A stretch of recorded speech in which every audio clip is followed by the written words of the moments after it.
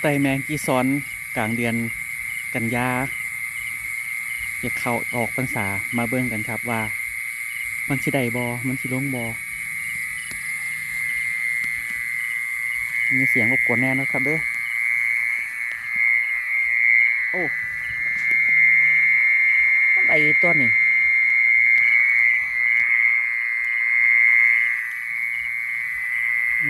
รอบๆข้างกะ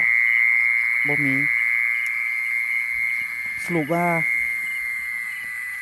ลงอยู่นะครับ แต่ว่าบ่หลายเพราะว่ามันบ่แม่นฤดูกาลมันผมเลยลองไต่เบิ่งหามันได้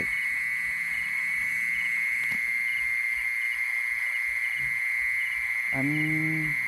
ผู้ใดอยากไต่ก็ลองไต่เบิ่งนะครับแล้วหามันหลายแล้วหามันลงแต่ว่าเขตผมมันลงแค่นี้ครับขอบคุณที่ให้การรับชมครับ